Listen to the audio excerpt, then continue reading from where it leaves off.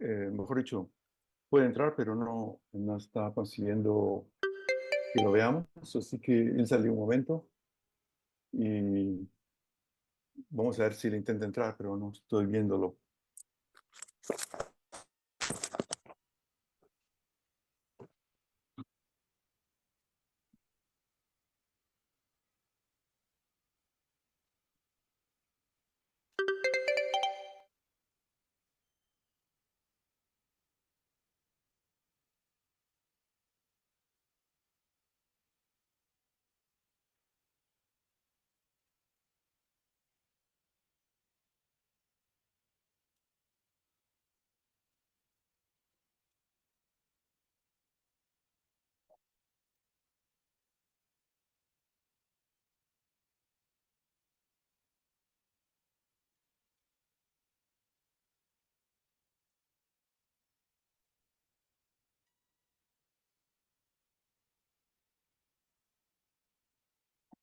Aló, Ahora te escucho, Paul, pero todavía no te veo.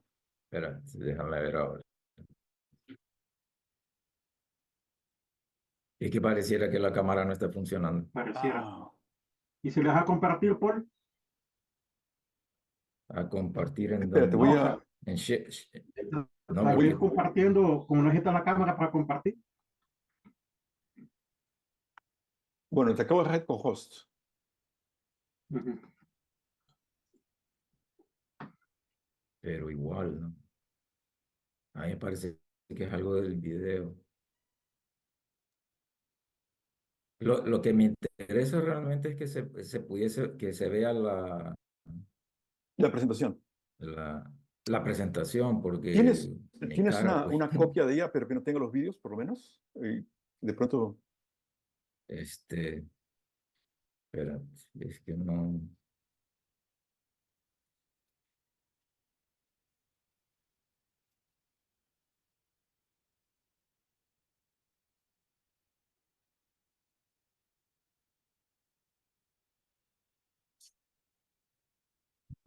es que no veo cómo hacer esta cosa.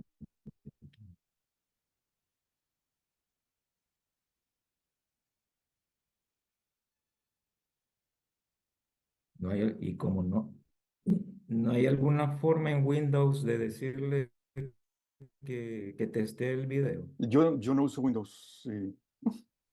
Yo Sí, tampoco, yo por eso es que yo no uso Windows, yo hoy lo estoy usando porque pensé que no iba a sí. haber problemas y lo mismo de siempre.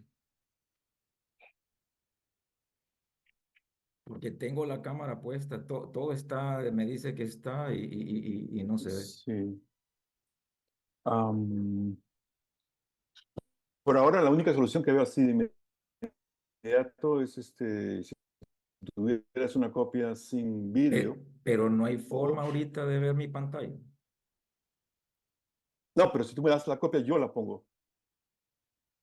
No, no, no, no, no, no, pero me vas a poner ahorita a Ya compartirla estás, ya estás. como co-host, ¿verdad? Y entonces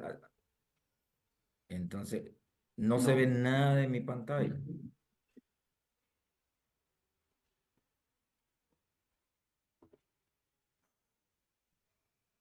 Solo por curiosidad voy a probar con otra persona. Mm. Eh, Ovidio, ¿estás por ahí? Sí, ¿no? Sí. A ver.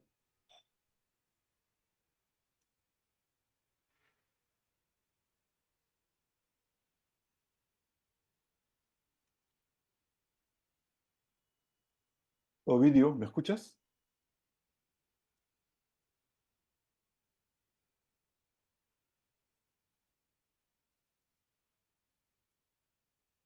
Ovidio, Acaba de encender la cámara Leandro y se ve. Sí, yo ¿cómo? me veo, estaba probando. Acaba de encender la cámara Leandro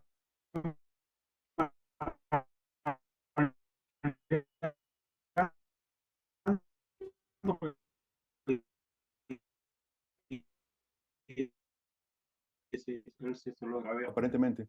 Oh, Porque normalmente este está dando bien. ujú. Tengo, me metí en vídeo.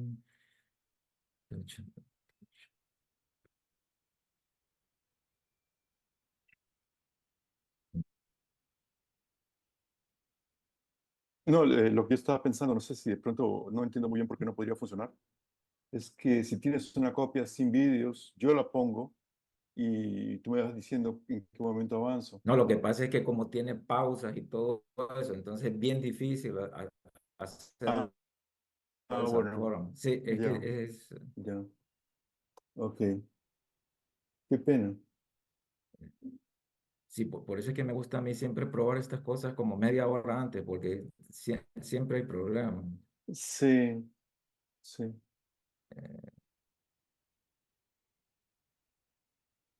La verdad es que mm,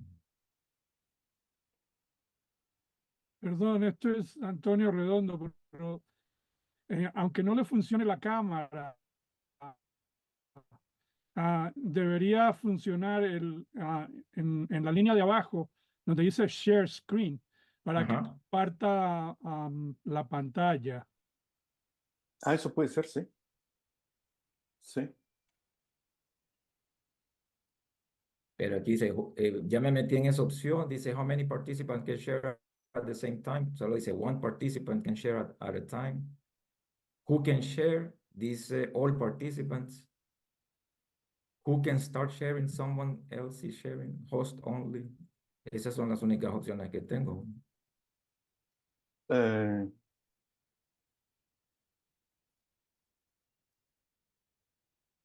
te puedo hacer host y yo salgo de co-host. Porque multiple participants can share. Aquí solo dice one participant can share at a time. Eso es lo único que veo que, Ya. a menos que, espérate, share. Ahí, Y perfecto. ahora, oh, entonces, Estoy viendo tu pantalla. ok, espérate, que ahora no veo.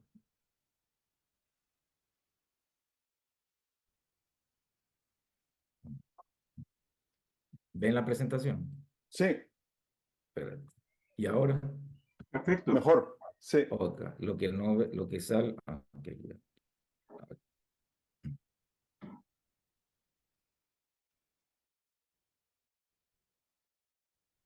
Ok, ya.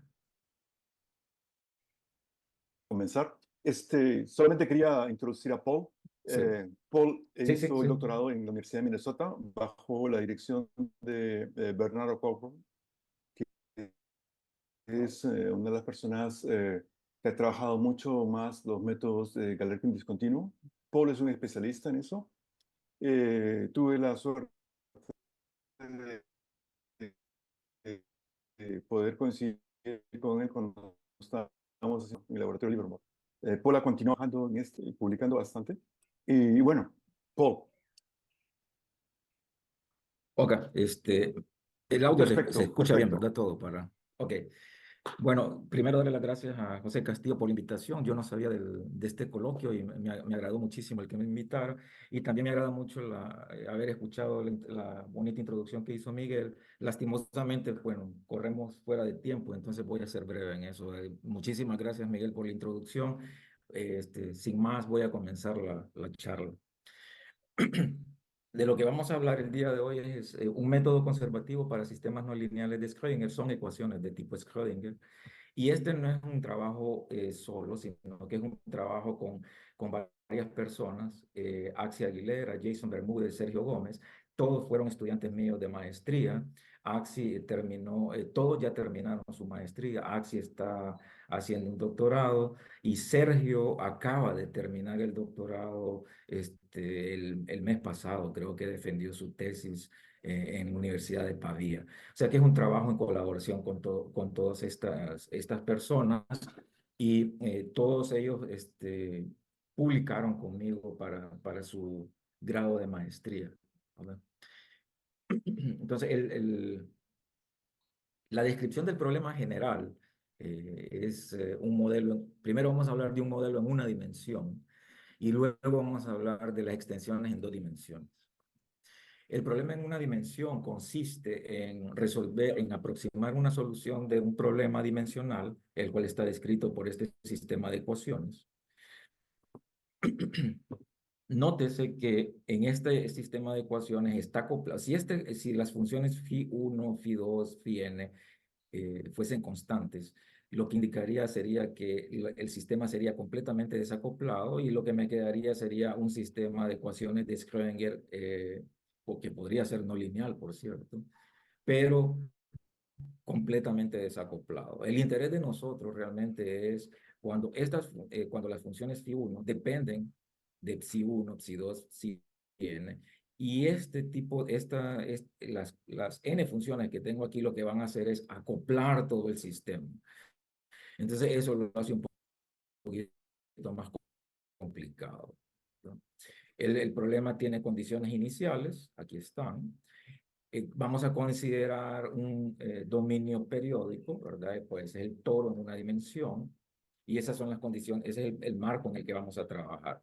Las constantes de dispersión vamos a asumir que son positivas, ¿no? Y vamos a asumir que existe una función f mayúscula, de tal forma que el gradiente de f, la componente del gradiente de f, es precisamente la función phi sub i. Entonces, el interés de nosotros es aproximar, perdón.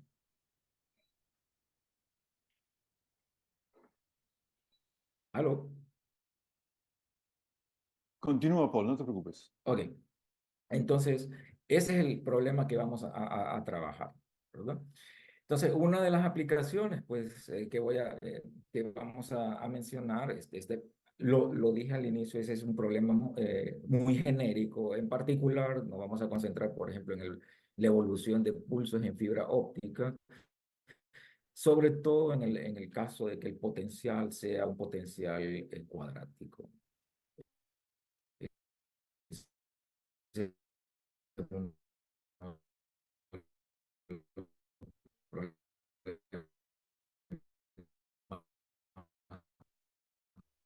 que vamos a atacar. Y luego, por ejemplo, uno de saturación. Serían de esta zona, pero no tenemos todavía la prueba, ¿no? Pero el método realmente resuelve aproximadamente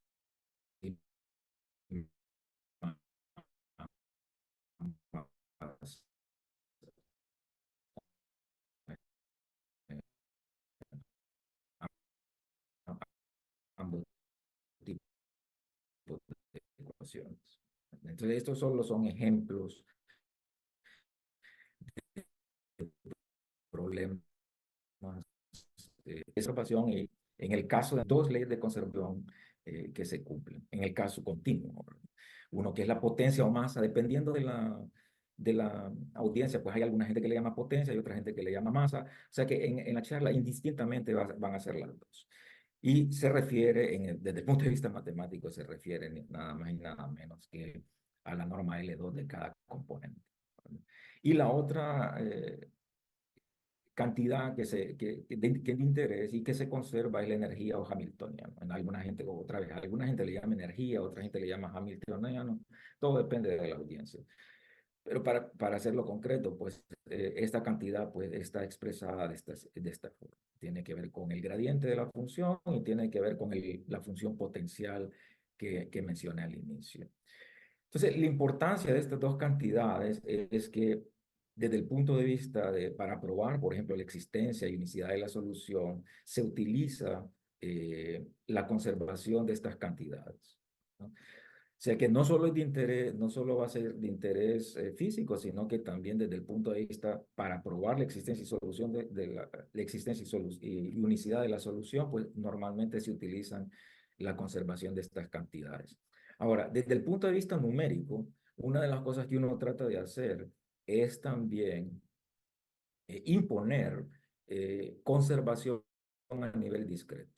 Ahora no solo, desde hace mucho tiempo, el interés de los métodos numéricos no solo es aproximar la solución, sino que lo que se interesa el interés ahora es preservar ciertas propiedades físicas. En este caso particular, pues sería la conservación de potencia y la conservación de energía.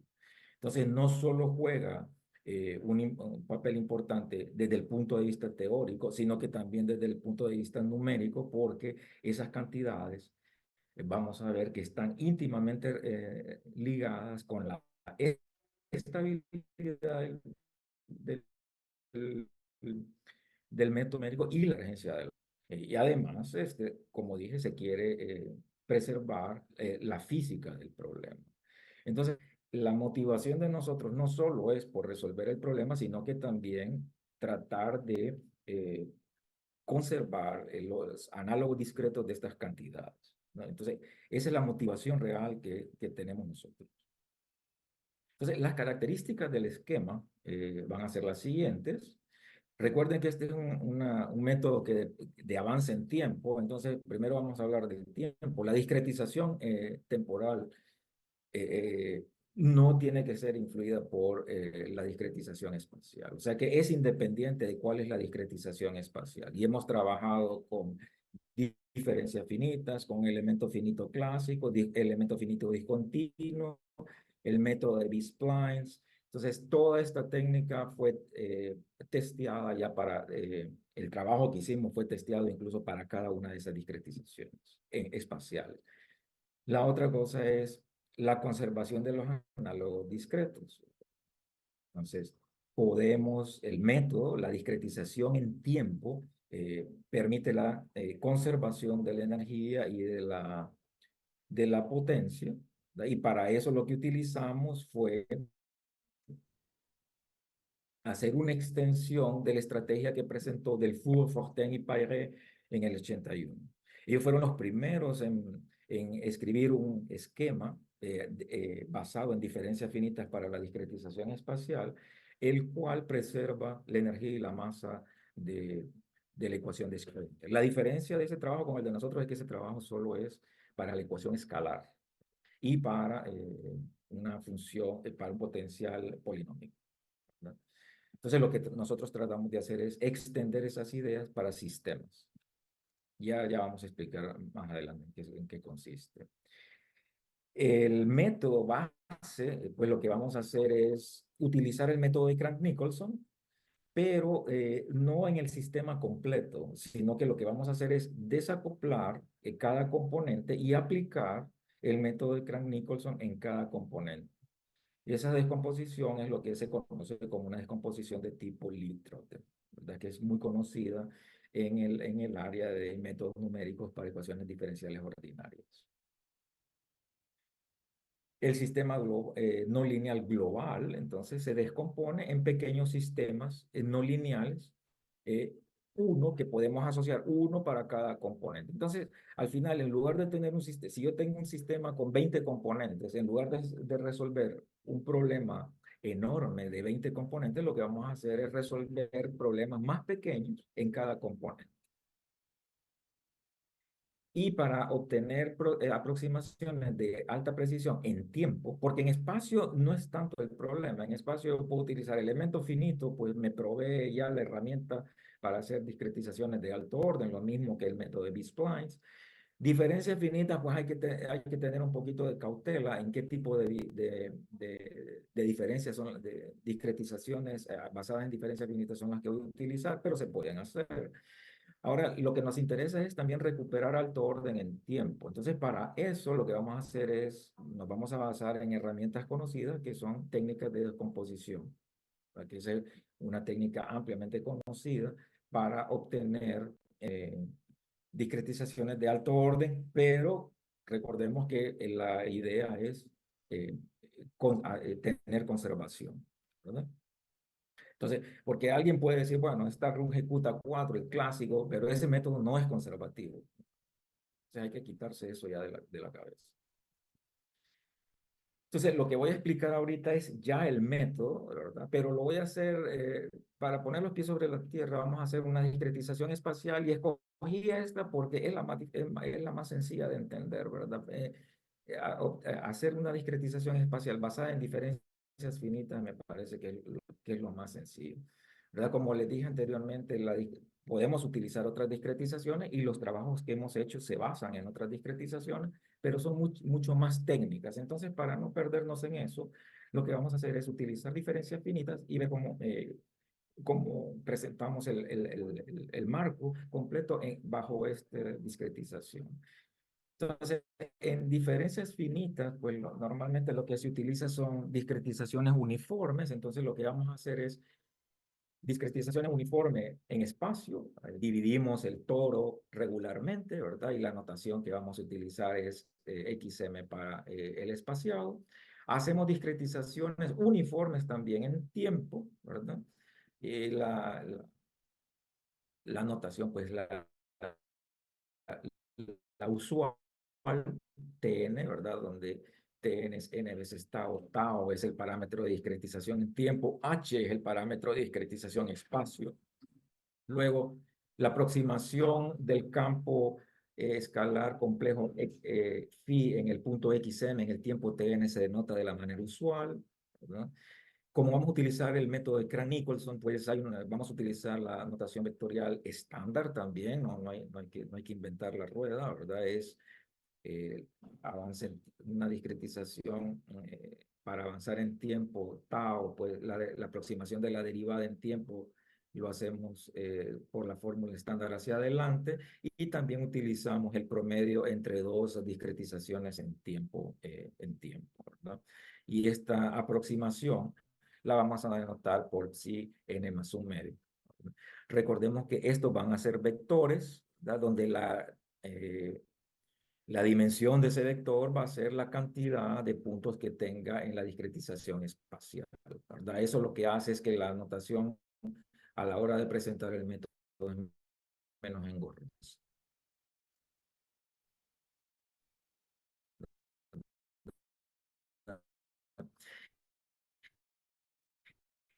Y luego, para diferenciar, como la vamos métricas de alto orden, ese fue un estudio que se hizo hace tiempo por Lele, ¿verdad? Presentó varias y hay otros, Oyatsi, hay otra gente que ha hecho diferencias finitas de alto orden, pero tienen que ser diferencias finitas que sean simétricas y que tengan ciertas propiedades a las cuales podamos explotar a la hora de hacer el análisis de error. Eso es bien, por eso les dije, es bien delicado con diferencias finitas porque esencialmente a la hora de hacer el análisis de error no pueden ser cualquier diferencia finita la que se puede escoger. Entonces hemos utilizado algunas que sí podemos estudiar, ¿no? Entonces la propiedad que tienen esencialmente es que van a ser simétricas, requerimos que sean simétricas, van a ser circulantes porque como estamos utilizando el toro, entonces eso, recuerden que el extremo derecho se va a identificar con el extremo inicial, entonces eso hace que la matriz de discretización vaya a ser circular. Okay. Ahora, la parte clave es una de las partes fundamentales realmente del método es la discretización del término no lineal, ¿verdad? Como les dije, lo que vamos a hacer es la extensión de la técnica del Fortin y Payret, que la que ellos proponen es de esta forma. Lo que hicieron fue hacer esencialmente este término, que no es otra cosa más que mi función f, para el caso escalar, ¿verdad? Para el caso escalar solo tengo una componente, solo tengo una función f sería el f1. Y como solo tengo una componente, pues solo sería función de psi n cuadrado, del módulo de psi n al cuadrado. Entonces, lo que hace Fortin y Payret y Delfour es que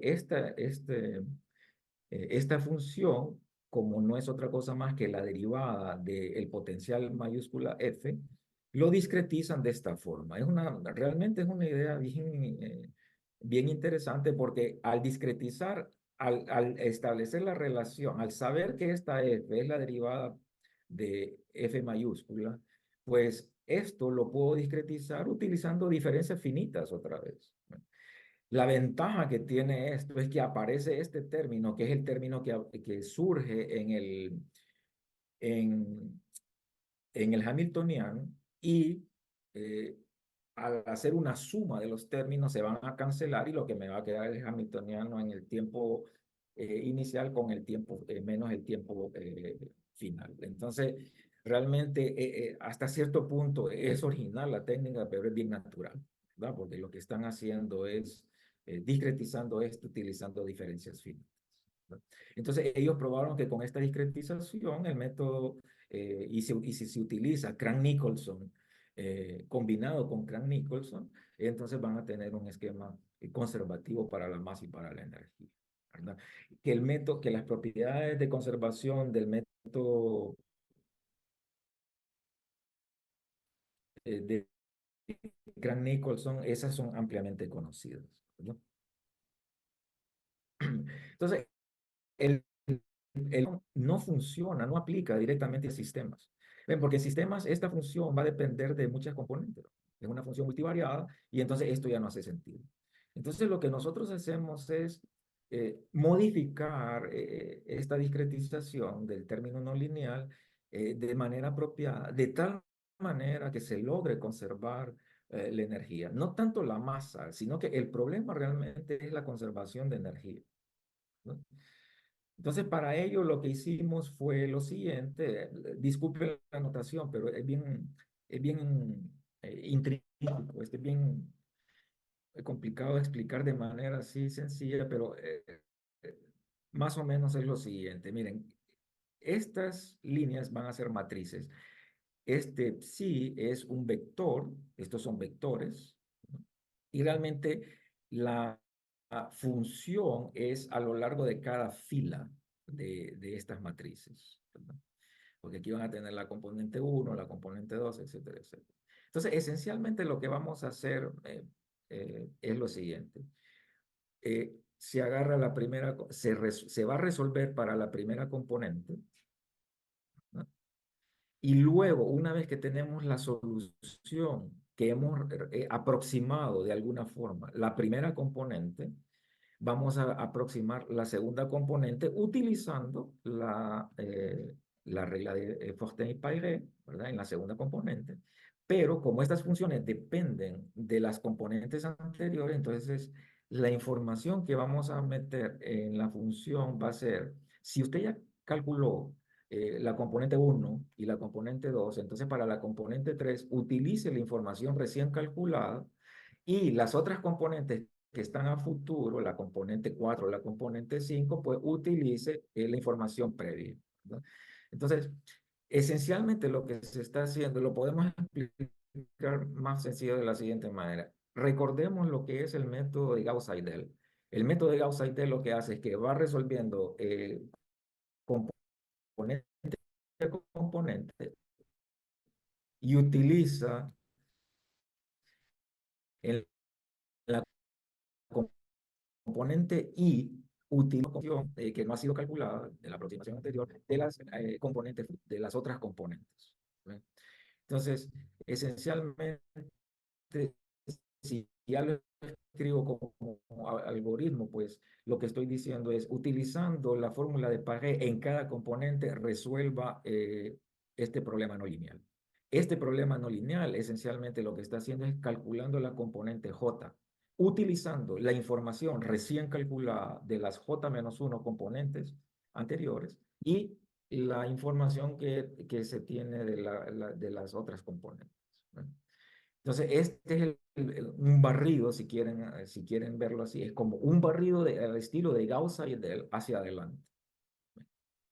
A este barrido le llamamos phi. Y después lo que hacemos es, hacemos un barrido hacia atrás. Entonces, lo primero que hacemos es calcular la primera componente utilizando esta ecuación, ¿verdad? Y la información de las otras es la inicial. Luego calculo la segunda componente, luego calculo aproximo la tercera, la cuarta, la quinta, y una vez que tenga todas me voy para atrás, calculo, hago un barrido hacia atrás. Entonces tengo el método, un avance en tiempo consiste en dos barridos, uno hacia adelante y otro hacia atrás. Resulta que estos métodos, este avance en tiempo completo, lo puedo escribir como una composición de dos barridos. Este phi es el barrido hacia adelante y este sería el barrido hacia atrás. Entonces, para avanzar, lo divido en un avance hacia adelante con tau sobre 2 y después otro avance con tau sobre 2. Entonces, el método un barrido completo lo puedo escribir como la composición de 2. Entonces lo que vamos a hacer, lo que podemos probar es que si este es, ¿cómo es que se llama? Conservativo, este también va a ser conservativo y por lo tanto todo va a ser conservativo. Y si este tiene, si probamos la convergencia para este, entonces podemos probar la convergencia para todo el método, para el método compuesto. Esa es la idea general. Otra. Entonces, primero, la conservación de invariantes. Tenemos conservación de invariantes. Se probó. Aquí solo voy a enunciar los resultados, porque la demostración es muy técnica. Se probó la conservación discreta de la masa, ¿verdad? Y se probó la conservación discreta del hamiltoniano. Conservación en este caso sería que la energía discreta en el tiempo Tn es igual a la energía discreta inicial. Y lo mismo para las masas, ¿verdad? En el caso de la ecuación que nosotros tenemos ahí, la masa se conserva componente a componente. Ya vamos a ver otro problema donde eso no es cierto, ¿verdad? Para otro tipo de problemas no hay conservación componente a componente. Y entonces componente de la masa, así como la conservación de la energía. Ahora, la discretización espacial influye en el valor de la expresión que tiene la masa y la expresión que tiene la energía. Por ejemplo, si utilizo un método discontinuo como el LDG, ahí se tiene una fórmula para la masa y una fórmula particular para la energía. Entonces probamos, por ejemplo, que para operadores diferenciales fraccionarios, probamos que hay conservación, probamos que aquí en este trabajo, pues lo hicimos para una ecuación escalar, pero los operadores diferenciales son fraccionarios, ¿verdad?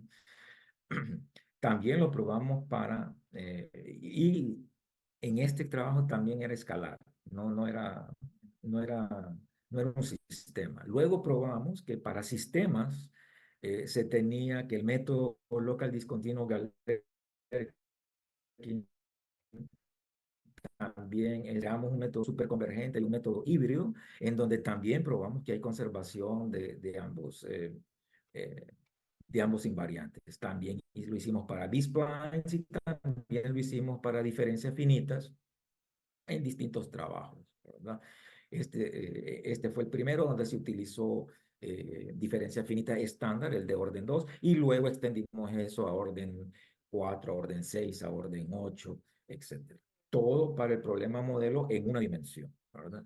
Para que tengan una idea de cuál sería la expresión de estas cantidades, pues en caso de diferencias finitas con la diferenciación estándar, que es la clásica, la de menos 1 menos 2 más más 1 dividido entre h cuadrado, pues la masa va a ser simple y sencillamente esta cantidad, la suma de estas, y la energía pues viene dado por esta expresión, ¿verdad? Nótese que son similares a las expresiones continuas, ¿verdad? Lo único es que aquí, en vez de tener un integral, lo que tengo son sumas, y el operador laplaciano, pues lo puedo escribir como el operador laplaciano discreto, ¿verdad? Y aquí tengo mi función potencial.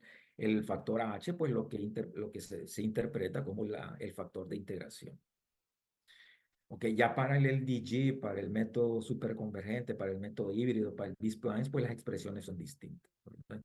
Entonces, solo para que tengan una idea. Por eso es que no vale la pena enunciarlos por separado, sino que simple y sencillamente, todo esto, no importa cuál es la discretización en espacio, se va a tener el mismo resultado, la prueba es un poco diferente, y las expresiones numéricas de cada una de estos invariantes, pues, tiene que estar relacionado con el tipo de discretización espacial, ¿no? Luego probamos convergencia. Ahora, para la convergencia es algo más delicado porque hemos probado la convergencia para el método en una dimensión y para el problema de birrefringencia. Ese es el problema donde el potencial es cuadrático, ¿verdad? Entonces se probó, logramos probar que para la diferenciación clásica, ¿verdad? de Laplaciano, que es de orden 2, probamos que el medio paso, ¿verdad? Converge de orden tau más h cuadrado. Esto es de esperar, ¿verdad? El método solo va a ser, como solo estoy haciendo un barrido hacia adelante, nada más que en vez de ser tau, en vez de ser tau medio como lo tenía anteriormente es tau, ¿verdad? Si yo avanzo en tiempo con un paso tau y solo hago un barrido hacia adelante, pues podemos probar que converge con orden tau más h cuadrado, ¿verdad? Esto es lo de esperar de que sea de orden 2 en espacio, porque estamos utilizando diferenciación de orden 2 en espacio, pero desafortunadamente solo de orden lineal en tiempo. Y era de esperar porque esa descomposición, ese barrido que se hace, ese es lo que se llama una descomposición de Lee-Trotter, que se sabe que es de orden 1 nada más. Para obtener orden 2, pues se compone con su conjunto, con su adjunto, que es hacer el barrido hacia atrás, y esto es lo que da el método, el método phi mayúscula, ¿verdad? Recuerden, phi mayúscula es phi tau medios compuesta con phi tau medios asterisco. El barrido hacia adelante en tau medios más el barrido hacia atrás en tau medio. Ese método ya se tiene, que es un método de orden 2 en tiempo, y siempre sigue siendo de orden 2 espacial, no va a cambiar el orden espacial. Lo que se hace es que se mejora la precisión temporal, ¿verdad? Y luego hicimos un trabajo donde si utilizo fórmulas de diferenciación son de orden 4, 6, 8, pero no pueden ser cualquier discretización espacial de orden 6 o de orden 4, tienen que cumplir ciertas condiciones. Bajo esas restricciones, pues podemos probar que el método, un barrido hacia adelante, por ejemplo, converge de orden tau más h a la 2p, que eso es lo que queríamos. Orden tau, orden lineal en el tiempo, pues no se puede hacer otra cosa más que eso, porque la descomposición de Lee-Trotter solo permite eso, pero sí recuperamos el orden óptimo en espacio, la que es 2p.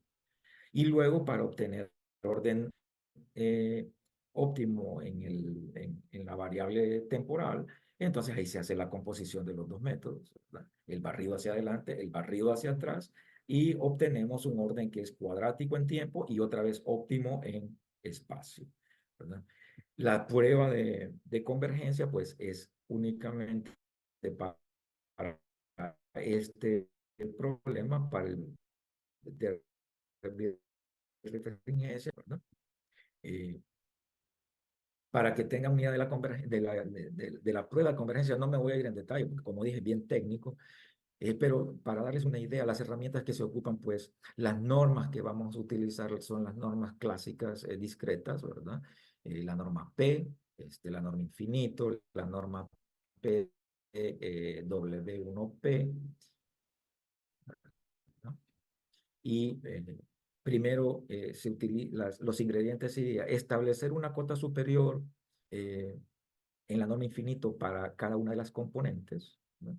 Esta cota no depende de la discretización H, no depende de la discretización T, solo depende de la solución, ¿verdad? Esencialmente las condiciones iniciales. Entonces, esta es una de las herramientas que hay que probar, que utilizamos y que probamos. Luego se utilizan las desigualdades discretas de Sobolev, la de Gagliardo-Nirenberg, que es esta. Y estas dos se dan en el caso continuo. Y la desigualdad de Gromwald, ¿verdad? Que es una desigualdad estándar para probar convergencia de problemas que dependen del tiempo. Y luego la otra herramienta que uno utiliza es estimar el error de truncamiento. Para estimar el error de truncamiento uno utiliza desarrollo de Taylor, ¿no? Realmente las herramientas teóricas, digámoslo así, no comunes, pero sí comunes en esta área, es la desigualdad de Gagliardo-Nirenberg y la de Sobolev, ¿verdad? Estas desigualdades discretas, su análogo discreto fue probado por Furiat y Matsuda. Entonces nosotros vamos a utilizar utilizamos estas herramientas. Y la idea, pues, del bosquejo es primero controlar el término de alto orden que surge en la ecuación de error. Para controlar ese término, uno utiliza esa cota superior uniforme que mencioné anteriormente. Para probar la cota superior, pues lo que utilizamos ahí es donde se utiliza la conservación del hamiltoniano y la conservación de la masa. Como les dije anteriormente, es importante no solo desde el punto de vista físico, tener conservación de estas dos cantidades, sino que también se va a reflejar en la prueba de convergencia. O sea que es importantísimo obtener conservación de estas cantidades para poder obtener, como les dije, la desigualdad de Solev y de Gagliardo-Nirenberg para probar esta cota. Entonces, esas dos son las herramientas claves, los ingredientes claves para obtener esa cota superior, ¿verdad? Para las aproximaciones espaciales de alto orden, entonces, como les dije, se utilizan cierto tipo de diferencias finitas en las cuales uno pueda controlar el gradiente. Así. Si yo, por ejemplo, agarro una discretización, hay discretizaciones de orden 4, haciendo desarrollos de Taylor clásicos, el problema es que sí, el error de truncamiento puede ser de orden 4, pero no me sirven para acotar y para obtener el estimado error global. Porque esas discretizaciones, la matriz que se obtiene no tiene ciertas propiedades que necesitamos en la prueba. Por eso es que no es cualquier discretización espacial en diferencias finitas que puedo utilizar para poder obtener un estimado de error. Que se pueden utilizar en la práctica y van a obtener resultados y que van a observar convergencia. Bueno, sí, lo pueden hacer, pero aquí el problema es probar convergencia. ¿Ven? Entonces, una cosa es implementar y otra cosa es probarlo, ¿verdad? Entonces, nosotros lo que queremos es utilizar aquellas discretizaciones que me permitan probar el estimado de error. Entonces, ese sería, por ejemplo, un trabajo que se puede tratar, ¿verdad? Que para otro tipo de discretizaciones, ver si se podría o no se podría establecer el estimado de error. Y luego establecer una relación entre la aproximación en el tiempo tn más 1 y tn, y ahí va a aparecer el lema de Gromwell para poder agrupar todos los términos, y después con una cancelación me va a generar una serie telescópica, se van a cancelar términos y voy a poder obtener el estimado que yo quiero. Esencialmente, ese es el estilo de prueba que uno va a hacer. Pero lo que quería resaltar es, primero, obtener una cota superior uniforme en la norma infinito, ¿verdad? Que eso va a ser fundamental en dos dimensiones. Y luego utilizar las ecuaciones, las desigualdades discretas de Sobolev y Gagliardo-Nirenberg, que dicho sea de paso, hago énfasis, solo son válidas en una dimensión. Okay. Para el problema en 2D, es el mismo, sería más o menos el mismo problema, ¿verdad? Lo voy a escribir ya de una sola vez. Aquí lo voy a poner esencialmente con dos componentes para no estar escribiendo mucho. Estas ecuaciones se conocen como las ecuaciones de Gross-Pitaevsky. La aplicación es en el modelado del pseudospin medio, ¿verdad? En los condensados de Bose-Einstein. Los B1, B2 son potenciales externos, ¿verdad? Que normalmente son funciones de este estilo. A este término de acá se le llama la unión atómica interna de Josephson. Y si se fijan bien, si no tuviese estos términos, si no tuviera el B1, los potenciales externos, y no tuviese la interacción de Josephson, entonces lo que representa realmente es la ecuación de Riemann. Sí, nada más que aquí lo estamos haciendo en 1, 2, 3 dimensiones. Y la otra imposición que vamos a hacer es los coeficientes alfa y beta y gamma deben satisfacer ciertas propiedades, ¿no? En el caso unidimensional, realmente en la prueba no lo necesitamos, ¿no? Pero en el caso de dos dimensiones, para poder obtener el estimado, sí se necesita imponer condiciones. Y no son condiciones puramente matemáticas, sino que tiene su sentido físico. Entonces eso me alegró mucho porque al principio estaba imponiendo condiciones, ¿no? Y mi preocupación fue que si esas condiciones que estoy imponiendo realmente son físicas o no. Porque el problema está otra vez que usted puede hacer una demostración, impone condiciones que no reflejan la física, entonces no me parece que sea correcto. Uno tiene que tratar de resolver problemas que sean físicamente eh, que tengan sentido, ¿verdad? Entonces, en el caso de nosotros nos limitamos a que la función f, que está relacionada con este sería f1, este sería f2, pues que el hessiano de esa función sea una matriz positiva. Y entonces eso ya me pone ciertas condiciones sobre los coeficientes alfa y los coeficientes beta y gamma, ¿verdad? Y eso es lo que vamos a utilizar. Entonces, a diferencia del problema anterior, no es tan general, ¿verdad? Porque ya estoy haciendo estos potenciales. Es diferente en el sentido de que tengo estos potenciales externos, y es diferente que tengo el coeficiente de interacción de Josephson, y este coeficiente nos va a dar dolor de cabeza, ¿verdad? Ese es un problema. Entonces, este es el modelo que vamos a tratar en 2 dimensiones. Entonces, ¿cuál es la diferencia fundamental entre el problema unidimensional y el problema de 2 dimensiones? El problema esencial es que las desigualdades de Gagliardo, Nirenberg y Sobolev no se cumplen en dominios multidimensionales. Tengo dificultad para obtener cotas uniformes, cotas en la no uniforme, y cuando el coeficiente de Josephson es distinto de 0, eso va a tener un impacto en el esquema que tengo. El esquema no me va a cambiar, voy a hacer el mismo tipo de esquema, un barrido hacia adelante y un barrido hacia atrás.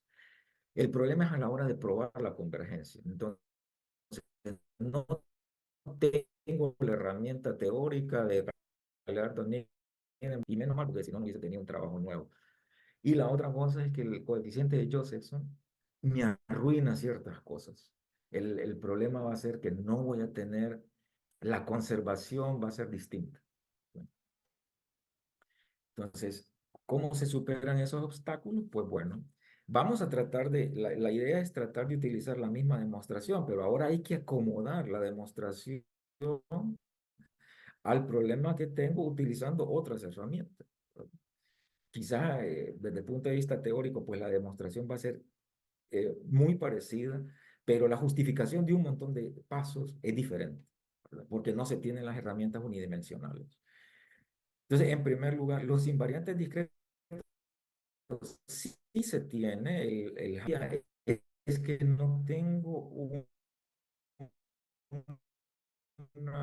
sino que es un equivalente a la masa. No, no quiero entrar mucho en detalle porque pero lo único que quiero decir es que no es exactamente la masa, sino que es algo que se parece a la masa. Cuando gamma se reduce a 0, pues sí obtengo lo que se conoce la masa, ¿verdad? Pero en el caso interesante, cuando gamma es distinto de 0, no es algo, nosotros lo llamamos un invariante numérico, ¿verdad? Que aproxima la masa total. Además, en el problema continuo, cuando gamma es distinto de 0, no se tiene conservación de la masa en cada componente, sino que lo que se tiene es conservación de la masa global, de la suma de todas las de la masa de todas las componentes. Entonces, esa es la diferencia entre un problema y el otro problema, cuando se tiene el coeficiente de Josephson. Entonces, nosotros lo que obtenemos es un equivalente de la masa total, que cuando H y tau tienden a 0, eso converge hacia la masa total del problema. Entonces, ya es una diferencia. La estabilidad del método no se obtiene directamente como en el caso anterior, porque en el caso anterior la estabilidad del método la da la conservación de masa. Esa es una importancia de la conservación de la masa. La conservación de la masa, si nosotros vemos bien, la masa es la norma L2 al cuadrado. Si yo estoy diciendo que la la norma L2 al cuadrado se conserva, quiere decir que la norma L2 se conserva. Y eso significa que el método es estable. O sea que conservación de masa implica directamente la estabilidad del método. Aquí, como no se tiene conservación directamente de la masa como tal, hay que jugárselas un poquito para probar estabilidad. Entonces, logramos probar estabilidad del método a partir de la conservación de nuevos invariantes en el sentido de que lo que cambia es el de la masa. Pero se logra probar eso. Se logra obtener también una cota superior para el gradiente, utilizando el hecho de que el potencial F es positivo.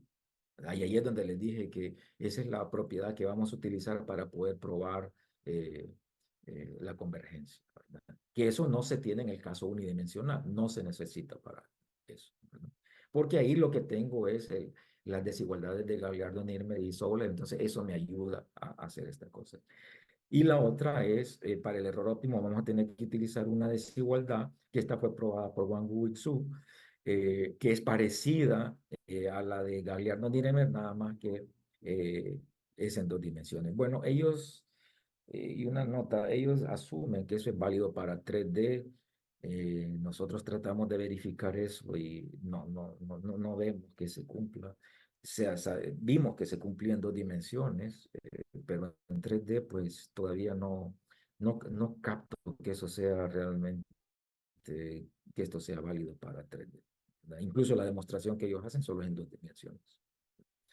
Entonces, que el método, que todos estos métodos se pueden aplicar en 3D, sí, sí se pueden aplicar. Y que son probables, bueno, eso va a depender si esta desigualdad es válida en 3D. Ok. Para obtener alto orden en tiempo, el problema es que nosotros lo que vimos ahorita es que solo tenía orden tiempo 2 en tiempo, ¿verdad?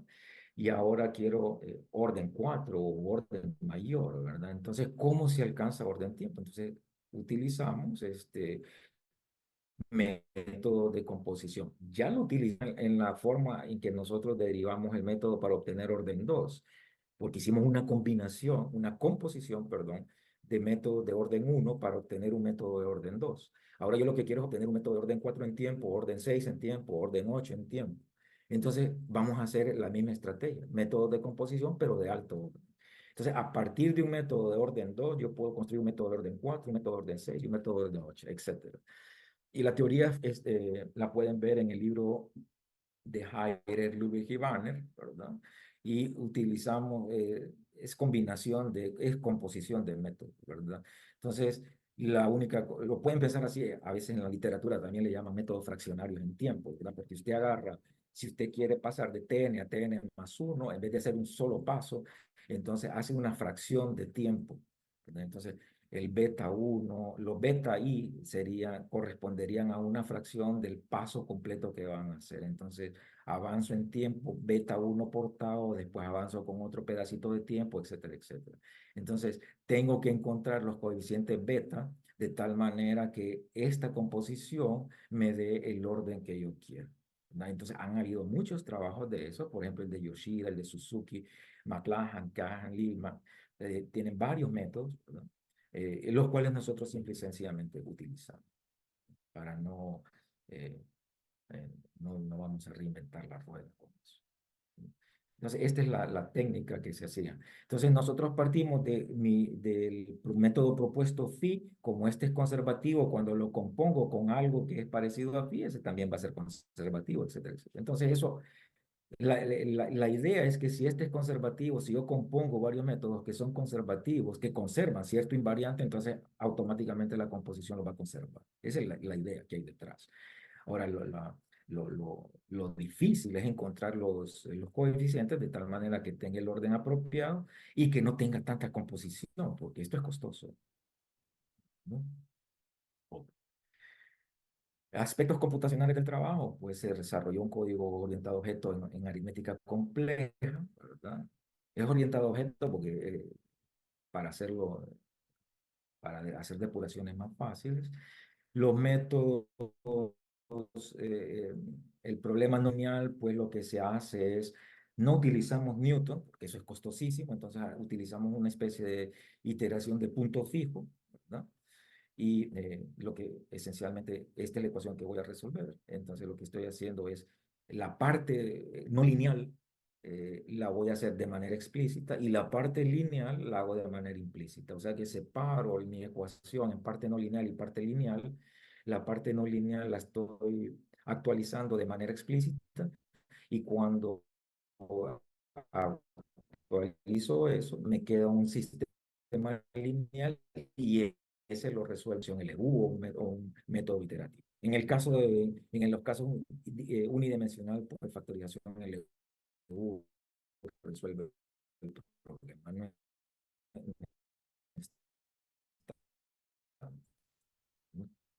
Se probó que solubilidad del problema discreto no es un issue, porque eso se tiene, ¿verdad?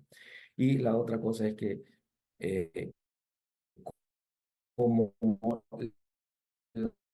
la, nos podemos dar el lujo de no fuese antes, pues ahí sí por problemas, porque tendría que estar haciendo factorización en cada paso, y eso es costosísimo. Entonces, esa es la ventaja de utilizar avance en tiempo constante. Para problemas en 2 y en 3D se podría utilizar un método iterativo, ¿verdad? Un precondicionador, pero el problema es que estos problemas no lineales, perdón, son en variable compleja, entonces hay que encontrar los buenos precondicionadores en variable compleja para que se puedan resolver, ¿no? Que ese es un trabajo que no hemos hecho, que me gustaría tratar. El criterio de parada, pues para esto es entre 2 aproximaciones consecutivas, y la tolerancia que hicimos entre 10 a la menos 14 y 10 a la menos 12. O sea que realmente estamos resolviendo lo más exacto posible los problemas no lineales. Entonces, para darles una idea de la validación, vamos a validar todos los resultados teóricos los vamos a validar de manera numérica, ¿verdad? Entonces, aquí tienen un problema donde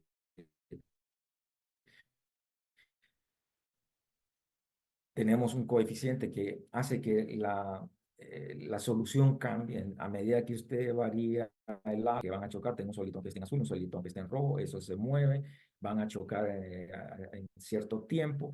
Entonces, dependiendo del valor de alfa, a veces generan 1, a veces generan 3, a veces generan 4, y así sucesivamente van generando más ondas.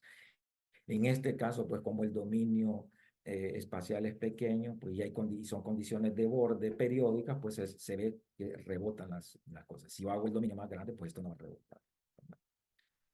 Entonces, para que tengan una idea de los invariantes, ¿no? Entonces ahí aquí están los 2 solitones que se van moviendo, chocan, ¿verdad? Y aquí tienen la representación de los invariantes. Y disculpen, le puse P por potencia, porque en ese artículo pues le pusimos potencia. El de la energía no cambia. Bueno, puede ser H también.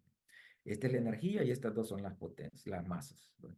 Entonces, aquí lo que estamos graficando no se grafica como tal el valor numérico de la energía o de la masa, sino que lo que se grafica es el error, porque esto indica más. Como la cantidad se conserva, entonces yo quiero que esta cantidad tiene que ser parecida a la cantidad discreta inicial. Entonces lo adecuado es graficar la diferencia. Si usted solo grafica esto, pues lo que le va a salir es una línea recta. No dice mucho, ¿no? Entonces aquí lo que hacemos es el error. Entonces, si se fijan bien, la escala de los errores es de 10 a la menos 12, 10 a la menos 14. O sea que lo que me está indicando es que el método realmente está conservando ambas cantidades, ¿verdad?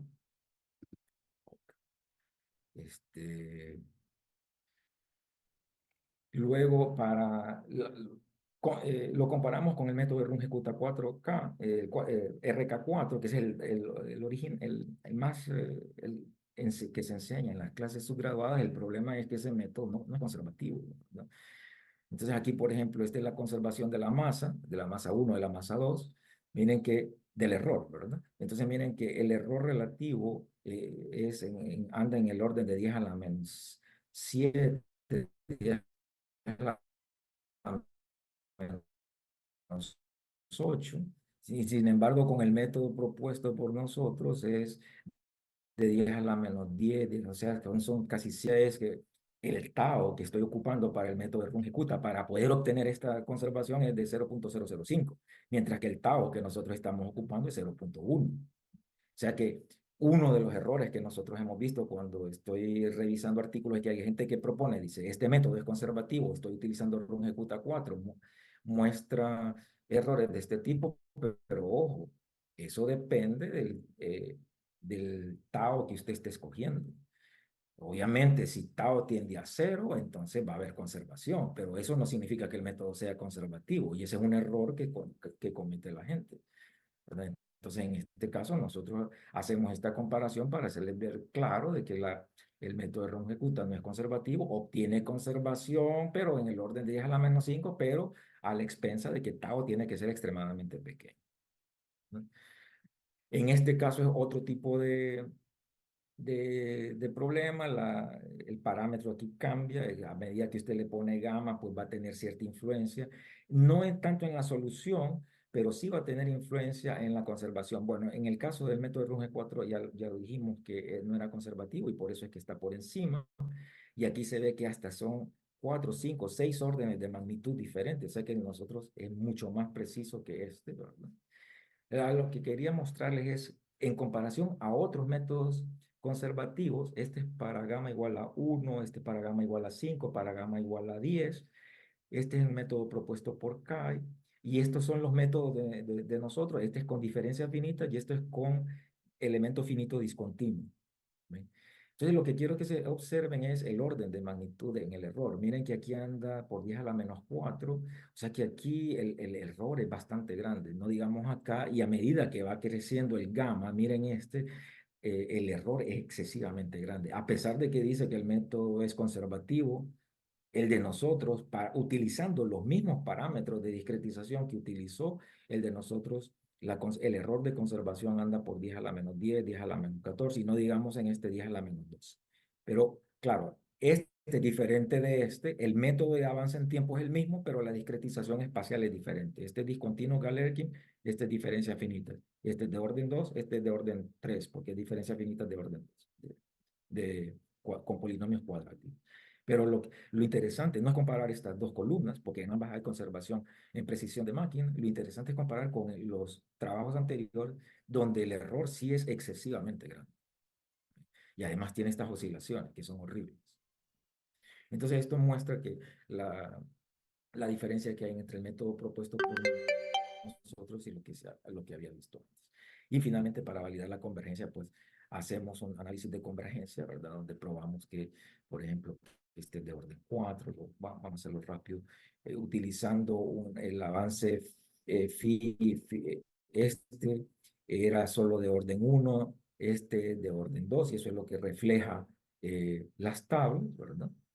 Y alto orden, por ejemplo, ya tenemos orden 4, orden 6, no muestro de orden 8, pero hay orden 8, utilizando esos problemas, esos métodos de composición de Yoshida Suzuki. Para todos esos, se establece que si yo combino el método propuesto, base propuesto, con estas técnicas de composición, con diferentes esquemas de composición, se obtiene el orden óptimo en tiempo. Bien, o sea que, como les dije, era independiente de la discretización espacial, y además lo puedo utilizar con cualquier método de composición en tiempo estable.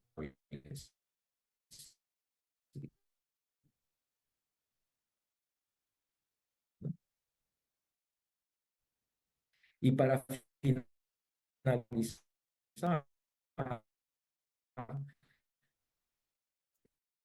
eh, eh, eh, solo quiero hacer un resumen de todos en varios, pues hicimos trabajos para Schrödinger y análogos de Schrödinger, pero con operadores fraccionarios, y publicamos varios artículos en esto. Y digámoslo así, la idea que presenté rápidamente en esta presentación es basada en todos estos artículos, que aquí es donde ya utilizamos sistemas, ¿no? Entonces, hay trabajos que se hicieron con diferencias finitas, hay trabajos que se hicieron con elemento finito discontinuo, con B-splines, ¿verdad? Donde hicimos un framework para B-splines, y el último que trabajamos es con Bermúdez, ¿verdad? Que esa fue la tesis de Jason de maestría, que se publicó recientemente en este Journal de Física, donde lo que hicimos fue la extensión de todo esto en 2 dimensiones. Entonces, eso hace un resumen de lo que he expuesto así brevemente, pues realmente es el trabajo, es todo este trabajo. Todos estos son artículos que hicieron para obtener el grado de maestría en la Universidad de Puerto Rico. Y bueno, hasta aquí llego. Muchísimas gracias por su atención. No sé si hay alguna pregunta. Sí, por favor. ¿Alguna pregunta? Paul, yo tengo algunas preguntas en Dale, realidad, ¿sabes? Ajá. muchas, pero yo creo que no voy a poderlas hacer. Ok. Lo que me llama la atención sobre todo es el hecho, yo no sé si es una contribución propia de tu grupo o realmente es utilizando estos métodos de Yoshida, de Suzuki, de, ¿cómo se llamaba el otro? McLachlan. McLachlan. No, bueno, Sí. Esas técnicas, digamos, ellos lo que hacen es componer métodos que ya preservan masa, energía. o sea, Y, o sea, la técnica de ellos es realmente esto, o sí, cómo es que ese método funciona. es que lo que pasa es que lo que uno quiere es realmente conservar invariantes. Ese ha sido un problema de hace varios. El primero fue Kranich, que tiene esas propiedades. Pero después querían hacer métodos de alto orden en tiempo. Eh, de avance en tiempo, ¿verdad? De alto orden. Que eh, antes. Todas las técnicas de método nuevo de alto orden, partir del método base, porque si ya sabes que el método base preserva invariantes, la composición también va a preservar. Entonces lo que quieres es pres, descomponer el avance en tiempo en pedacitos, pero de tal manera que al final obtener un orden mayor. Entonces, ese trabajo por eso que lo mencioné aquí, ese trabajo es de Yoshida, todos estos métodos ay, todos estos métodos, este es trabajo de Yoshida, de Suzuki, de McLaren. Nosotros no hacemos eso porque no es que diseñamos estos métodos, sino que simple y sencillamente Yoshida propone un método de orden 2, de orden 4, de orden 6, que preserva una cantidad, pues entonces agarremos ese. Nosotros ya sabemos que nuestro esquema base, que es este, preserva, entonces ya sabemos que por la composición eso va a preservar, entonces ya lo tenemos. Entonces el trabajo de Yoshida es precisamente, si yo tengo un método base dado, ¿cómo puedo utilizar ese método para diseñar nuevos métodos de alto orden que preserven el invariante? Ese es el trabajo de Y si tú utilizar. fueras digamos, si yo te dijera que quisiese utilizar uno de ellos, ¿cuál me aconsejarías para estudiar? ¿El de Heidegger? ¿O cuál de ellos dirías es el más Mira, conveniente? para O, mí, para mí la Biblia, entonces ahí es donde están las bases. Y claro, después claro. irte a, a estos tres artículos, cuatro artículos, señalo acá, porque ahí está ya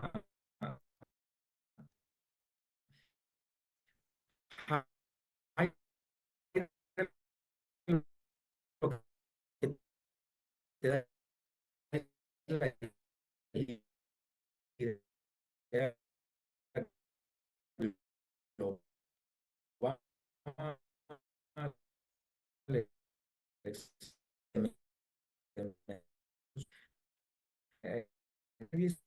el de don que ya eso para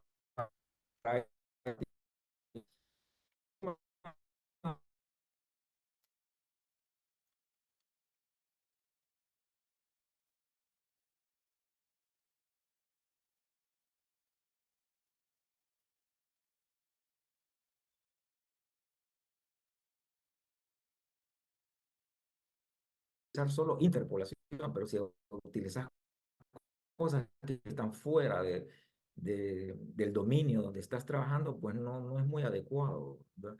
Eso sucede en estos métodos de alto orden donde algunos betas son negativos o algunos betas son mayores que 1.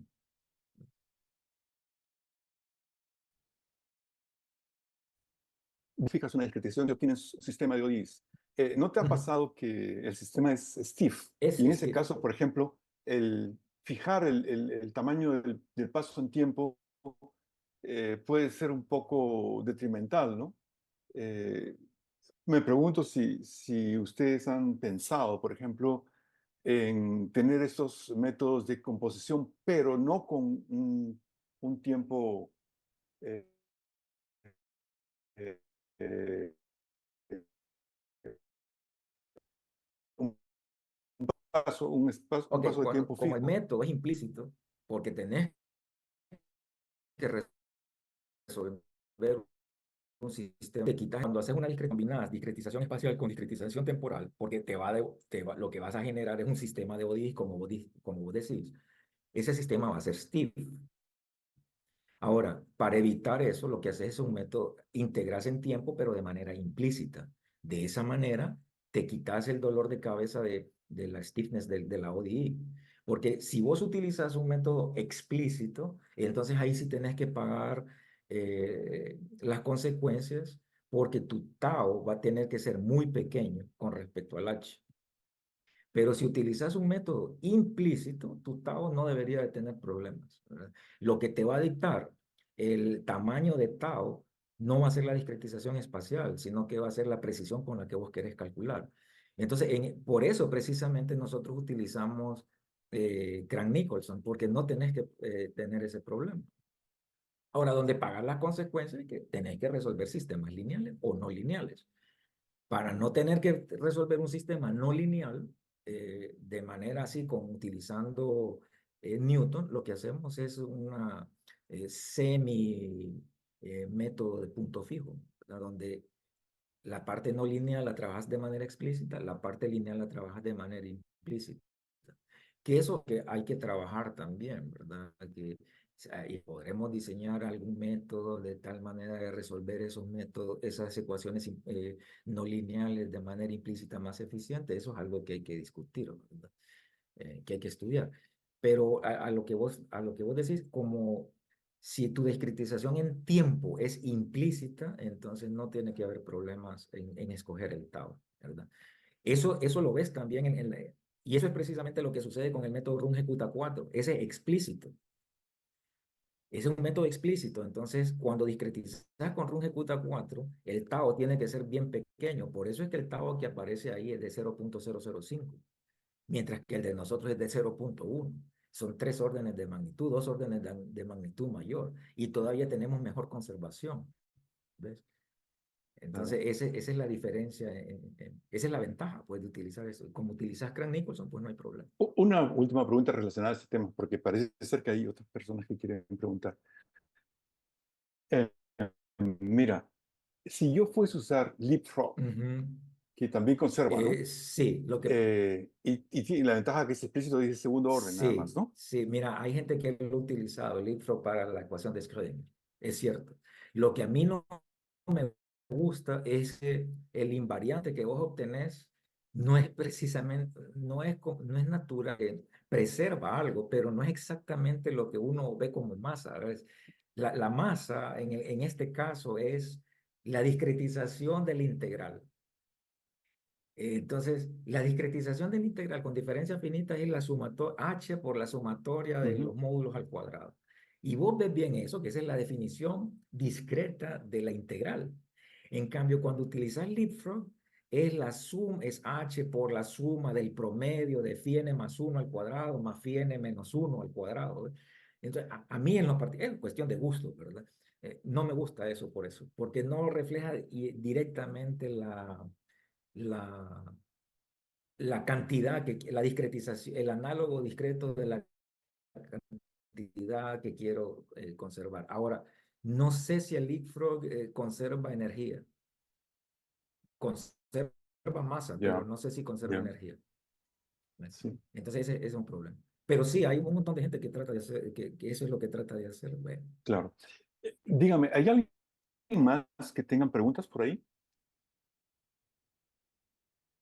Bueno, yo agradezco mucho a Paul Castillo por esta tan interesante charla y realmente, Paul, te estaré molestando seguramente con algunas preguntas más que tengo por ahí, ya te las haré personalmente por Sí, correo sí. electrónico. Y bueno, me encanta saber de ti otra No, vez. igual, igual. Eh, sí, Lástima que bueno, no hubo mucho tiempo para conversar antes por el sí, yo debería sí. haberme conectado No, yo me antes. conecté antes, yo Sí, estaba conectado, pero no. sí, no, lo que pasa es ah, que yo tuve o- un problema en casa a Y tiempo. entonces, no, en otra ocasión, por mí no hay problema. Me agradó mucho Sí, haberte escuchado, haberte visto, ¿verdad? Y espero que se pueda hacer algo, ¿verdad? Y entiendo que están sí, trabajando ojalá que sí. con esos métodos miméticos, ¿no? Sí, efectivamente, Entonces, efectivamente. sería bueno explorar qué ventaja tiene el método mimético para este tipo de problemas. Sobre todo en 2D, porque en 1D no tiene sentido para mí. Pero Sí, en 2 y en 3D sí me gustaría explorar ese tipo de método. El avance en tiempo bueno, es el mismo, pero el problema va a ser la prueba. Como digo yo, eso. la prueba, no hice los detalles no me metí en los detalles porque son muy técnicos, pero ahí es donde uno ve que si la discretización espacial, cómo es que influye en la prueba.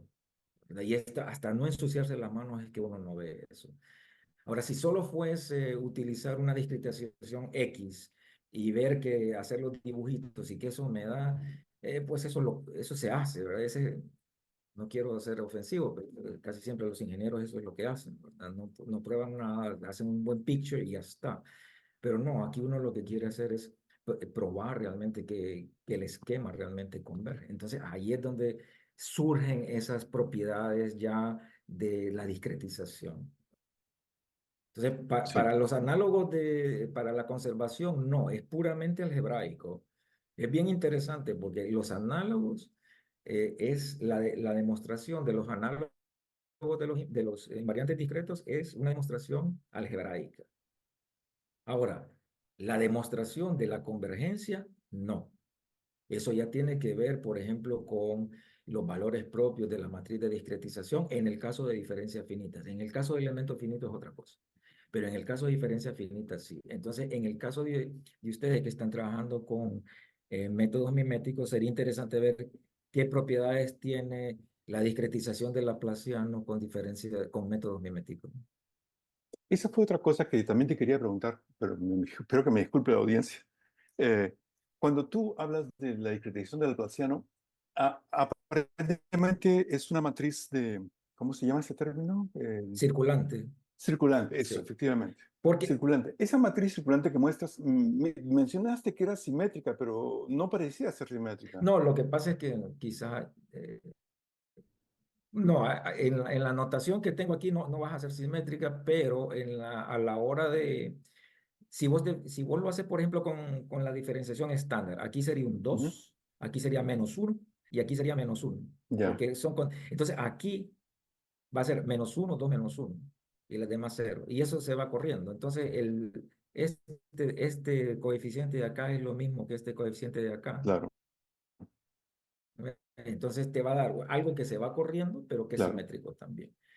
Entonces, la pregunta, sí, que para ustedes que son miméticos, la discretización es así, tiene esas La propiedades. discretización no es Utilizando simétrica, la... no es simétrica, no pero es- los autovalores tienen parte real imaginaria. ok, entonces eso lo que va a Pura. suceder es que, ok, perfecto. Entonces lo que va a suceder es que lo, las ca- la conservación, pues, pueda que no sea exactamente los mismos análogos, tienen que ser análogos que tienen que ver con la discretización espacial, o sea, que van a ser otras cosas, ¿verdad? La demostración vas a tener que utilizar algo particular de esa matriz. Y ahora, la parte de la prueba de convergencia sí va a ser más delicada. Sí. ¿Ves? Porque eh, ahí sí hay que, eh, eh, hay que jugar con los valores propios. pero sería una cosa claramente. Sí, sí, se- y No, no a hay lo que muy impresionado, muy grato, Ok, trabajo muy muchísimas interesante. gracias. Estamos en contacto, Bueno, entonces. estamos en contacto. Ok, perfecto. Ok, chao.